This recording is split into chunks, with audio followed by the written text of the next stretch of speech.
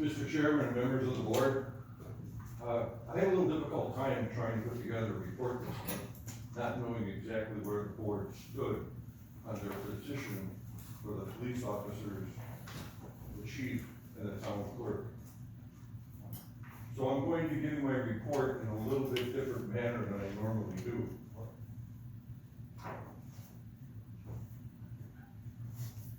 On the agenda, and I will be leaving before that part comes up, there's an item listed to discuss a drone ordinance. I would like to let you know that I would be opposed to an ordinance like this. And the reason I would be opposed is because there's no enforcement that a police department can do for FAA rules. And let's just say, for example, someone flies a drone to another person's home. How do I know whose drone that is and what action would I take? How do I know if an airplane goes too low? What action do I take? That's why if something comes up regarding an airplane or the parachutist, we call the FAA, and then they take care of it. So as an enforcement officer for the town of East Troy, I would be opposed to that. Regarding junk ordinance enforcement, there's two folks in the audience here tonight who are going to address that with you. In regards to the speed complaint on Beach Road, we did stop that speed complaint, however, we kept the speed sign up. And I promised Mr. Lohman over on Buell Heights Road that sometime in August, we would get that speed sign put up over on Buell Heights Road. So I'm planning that by the 15th or 16th of this month, that speed sign will be on Buell Heights Road. Our event at the Walworth County Fairgrounds went very well. There were a lot of people in attendance, and Josh, who represents our department for National Night Out, he took our squad over there and was very well received. We just shot one blurb into our department Facebook page to let everybody know that, you know, people were enjoying it, and we put a couple of young kids that were in the car on there, and of course, the parents gave permission, so that's why those folks were in there. Regarding Chairman Klarkowski's statement, I do have in my police report what you had mentioned in regards to the Kenosha investigation being completed. Also, Mr. Mills indicated that the Department of Justice and the FBI had not gotten back to him. I'm letting you know that the FBI investigates federal civil rights offenses when it comes to police departments. That is not happening here, and it did not happen. The Department of Justice, they do not reinvestigate other departments' investigations. I'll leave it at that.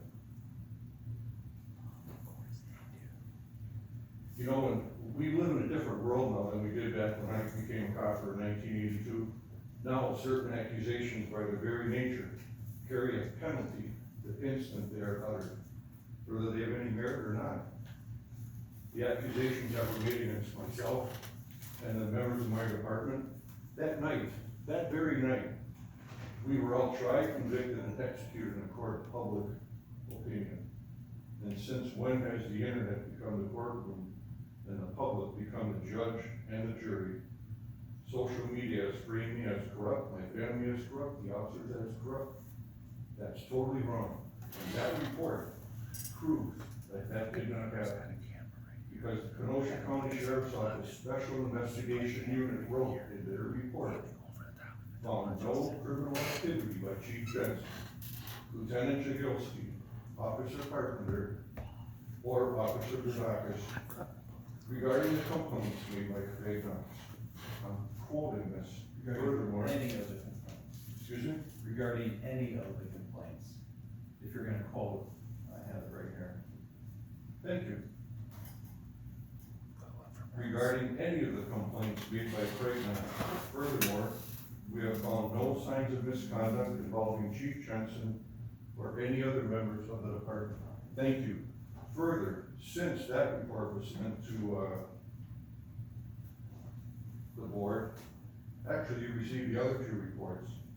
And in that report, it was determined who was involved in removing confidential information from an employee file located in the clerk treasurer's office, copying it, and providing a copy of that information to the press and public. Very disappointing that that happened. Very disappointing to me that it took this long, this information to be shared with the public. You know, when I leave this place, I'm gonna walk right through that front door. My head is gonna be held high like it has been since 1982. And I will not, and I refuse to be picking my way through the rubble that these social media warriors are doing by making categorically false, outrageous, and slanderous statements about my department, myself, and the people who work in the town hall. It's not gonna happen. Regarding the pier, there are some folks who have asked, why do they have to pay? Well, they pay because it's a launch fee. People pay to launch their boat, and if they don't use their permit on that day, and they don't have their receipt to land their boat, then they pay another $11. And I know that there's been some questions posed to the board. Does anybody want to ask me any questions off here? Yeah, Chief, the DNR contacted me, and so if you could just clarify the policy regarding launching boats and the parking lot at the boat launch, I'd appreciate it. Okay. Supervisor Church, this is how it works. Let's say that I come to the Lake Beulah and I wanna launch my boat. I pay the $11 launch fee. I go down, I launch my boat. I park my vehicle, my trailer in the lot. If I go there and I don't plan on parking in the lot, I pay my launch fee, I launch my boat, and I go park my boat at my house or wherever I'm gonna go, my friend, or down the block, or however that works. That's how it works. Thank you. You just said in the comment before, but you said if you don't have your receipt, like, so you don't use it that day, but you have your receipt, you can still pull your boat, or you have to pay again? Technically, you can. You can, or? Attorney Mills and I discussed that.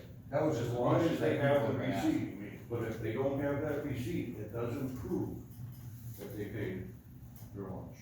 Is that all recorded here at the town hall, like? Well, we're not gonna go searching through the archives looking for somebody's receipt. And ask. And we're talking about hundreds and Hundreds of envelopes. receipts. But is that recorded, is it all that recorded, like, you know, if No. you're filling out that information, it's not We recorded keep here? the envelopes, but we don't like create a further document and it out. No, I was just asking. a Yeah, question. Yeah. And may I read a brief statement? Sure. Thank you. The office of the chief of police is one of great responsibility, and it requires me to perform with the utmost attention, wisdom, and forbearance. The members of this board, before you three were elected, the members of this board, department, and the current members of this board, and the community, all of you here, and all of those that are out there, and all of those that are, John is gonna be playing this to later, I want everybody to hear this. Look toward me not only for counsel in all matters that come before me, but also for advice. It should be my constant study how best to cultivate the social overtures and how to avoid unpleasant misunderstandings among the members of my board, department, and the community. I have to ever be cautious in the execution of the trust imposed upon me, courteous to all members, and ever ready to render a helping hand to anyone in affliction or adversity. I must set an example of good order and punctuality, for only by doing so can I expect similar attention from others. What I would deem praiseworthy in another in my position, I should also carefully emulate, and with equal care avoid that which would be considered blameworthy. Within the department, it is my duty to see that its mission and vision are fulfilled. I must always strive to make positive decisions for the good of the department and to manage them, so that my subordinates who fill their positions with honor and usefulness, for the rules and regulations are explicitly obeyed, that the funds, records, reports, and other property of the department are probably preserved by the officers in whose charge they are placed, and that this department fails in nothing, we will fail in nothing for which it has been established. And all this I must strive to accomplish by the zealous exercise of my prerogative as chief of police, to which exalted position the board has selected me to do. You know, I tend to be a very straight shooter. I was hired and told, I was given my marching orders on how we were supposed to get the department into the 21st century. And my greatest values,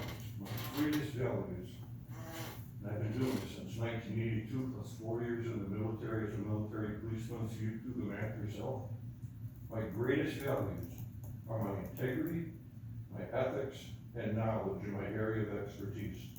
So I've got to tell all of you, I am just sick and tired of the way that I'm being treated, the way the members are being treated, and the way that social media has treated our people. Took the word of an individual before they had all the facts, and the facts proved that they were not true. We're going to continue in a positive motion. We're going to continue forward. We're going to continue to do the excellent job that we always have done. We're going to continue to be the police department that people emulate, because believe it or not, people call me and say, hey, Jensen, how did you get the coppers to do this? How did you write this up? How did you write that rule and reg up? How did you get the folks to be so good over a short period of time? What did you do? Tell us what you did, because if it worked for you, it can work for them. It can work for us. And together as a community, all of us as a community, we can make this, we are making this town a better place to live, a safer place to live, and it is a wonderful place to live and work. Thank you for that part.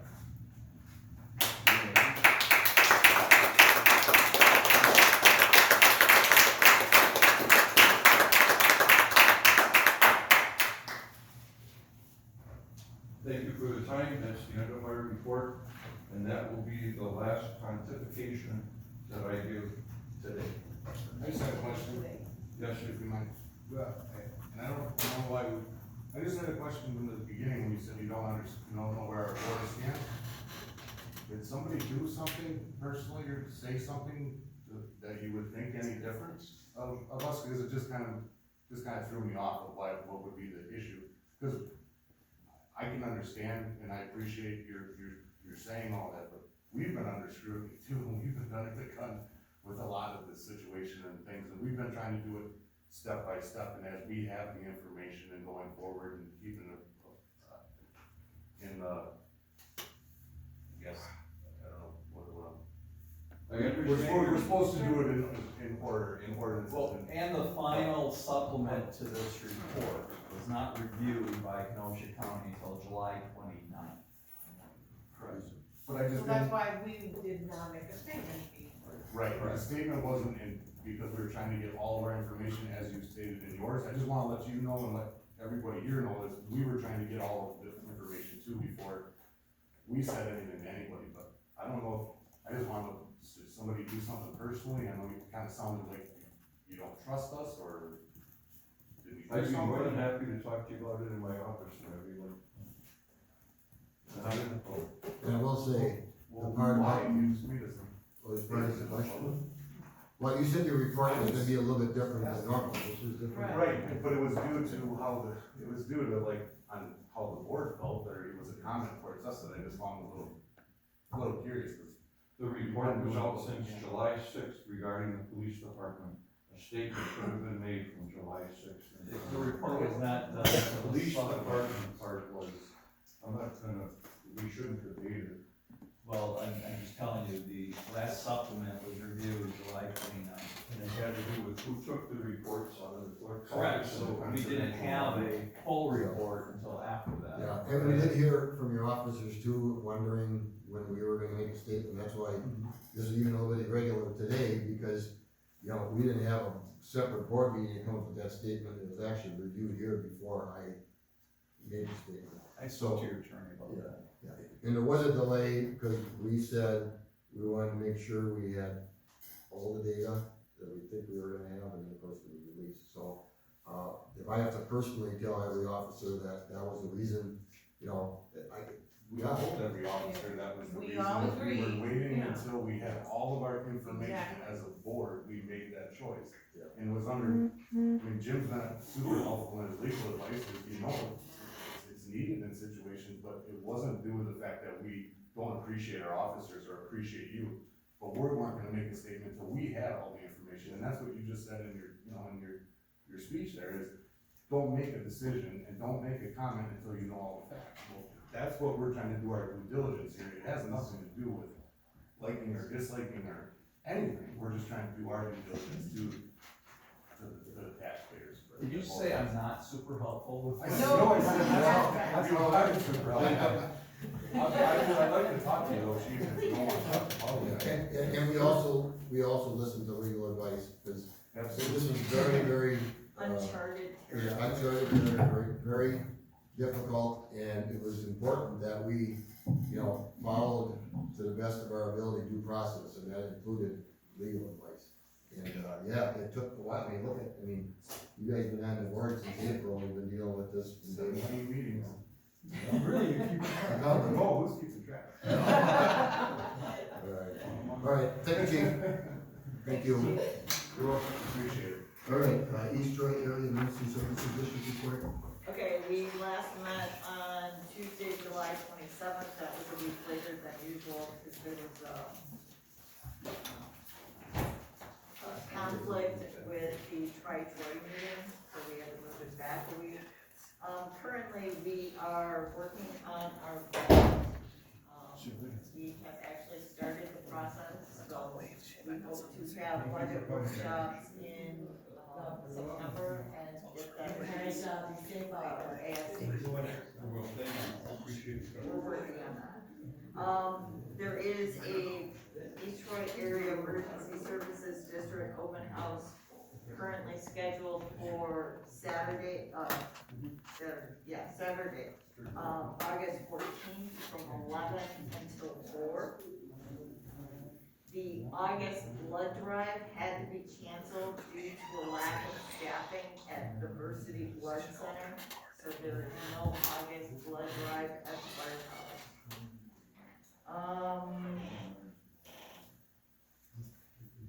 And as of today, there were, 4 COVID cases handled by the, ambulance Friday, Saturday, and Sunday.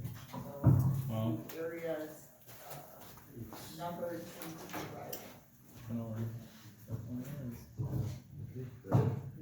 Okay, Michelle, anything on the apartment committee? Nothing to report. Excellent week. Okay, all right, Booth Lake Memorial Park report? Okay. There wasn't too much stuff, I know they're getting some, trees taken down in the fence line between some, houses and the park. You know, they're still looking into doing a seawall with that permit, I think they're looking to do it off-season. There really wasn't much. During your discussions, was there ever a number thrown out, I know we're kind of in a drought here, the Booth Lake, I know it's below the high water mark, but do we know how much it's below the high water This mark?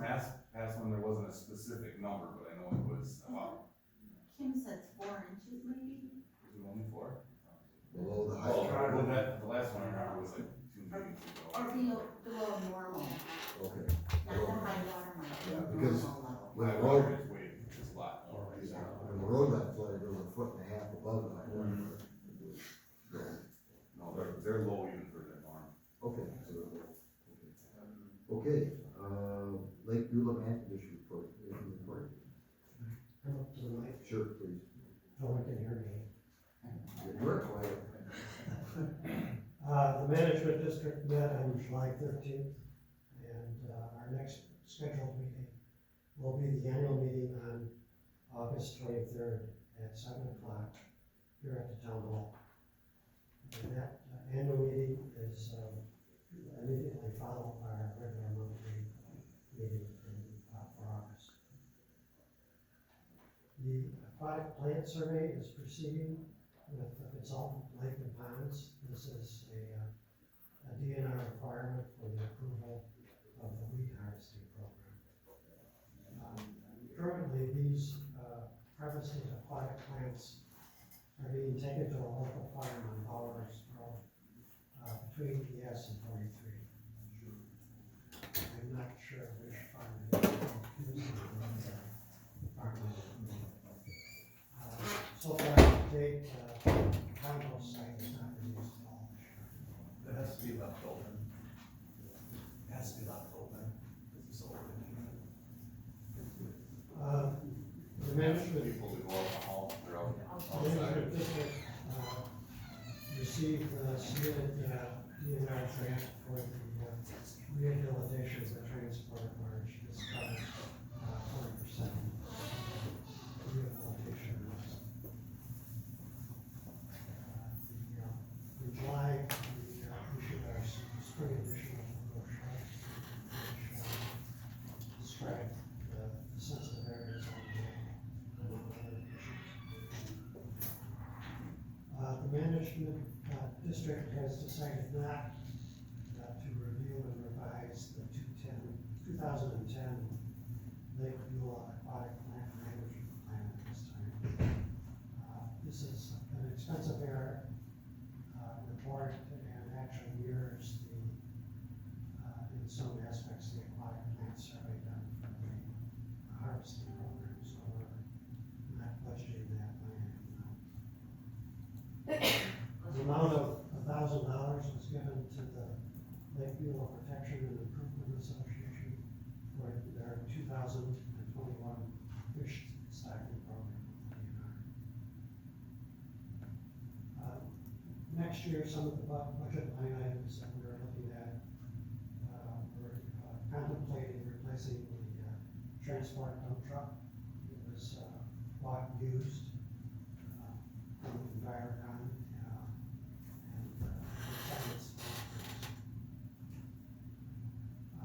and next year's budget will also include a proposed new motor for the giant boat, which is kind of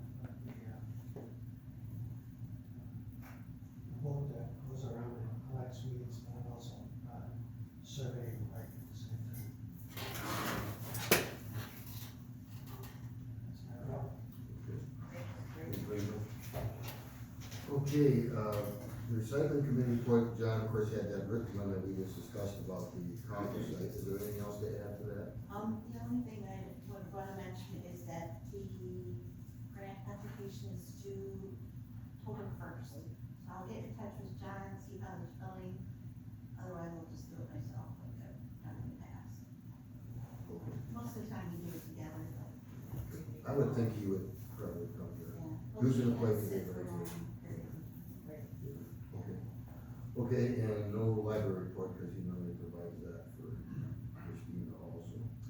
Okay, communications committee, Michelle. The communications committee, is making good progress. As I mentioned earlier, tomorrow night's meeting will be focused on, equipment needs and then also potential newsletters. We've made good progress on, like website updates and providers. Narrowing down to maybe the top 3 or 4 that we would suggest. We have another meeting at the end of the month, and that's where we're really gonna finalize the proposals, that are tentatively scheduled to be brought to the board at the September meeting. So that's the. Still looking on pace. Yes. With the work of like this, like I said, we spent a lot of time looking at the different websites, options and services. It is likely we will not have a lot of content around the mission and vision statements, that were kind of added late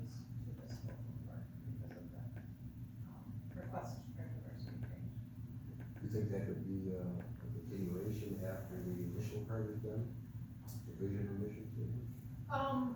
When we have the full-fledged communications committee, I think we could, yeah, I think one of the concerns from the committee is that, it really needs to be done by the board. The board has to believe in the mission and the value, of the community.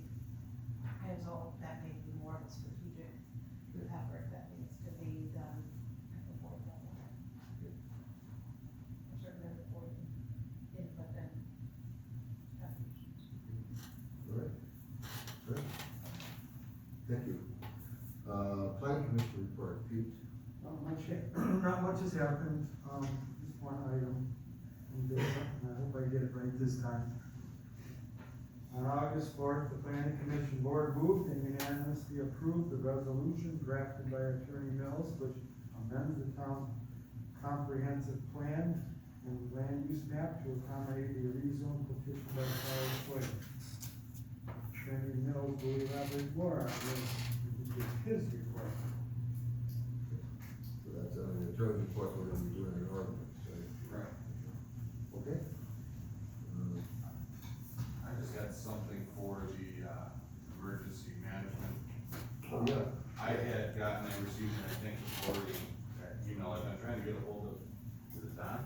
A few times, and I have not had any luck with that, but I think this report is for the Waller County Natural Hazards Mitigation Plan for 2021 to 2022.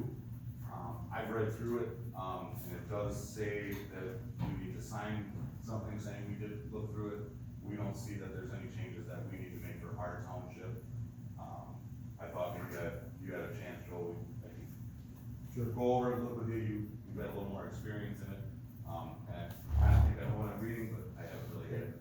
Yeah, like I said, it was dormant for quite a while. Yeah. So this is actually what, form you got, this came from the county, correct? Yep, and he emailed it to you, and then you would send it to me, which I appreciate, but that's what Don Tootle said too, he said it's, and then COVID happened, I think they were trying to do things, and Yeah. everything's just got pushed back, but there just has to be a signature, and we go over it, Okay. make sure there's no changes, if anyone else wants to see it, I can email that to them, to take a look at, but I didn't see anything that looked drastic to me.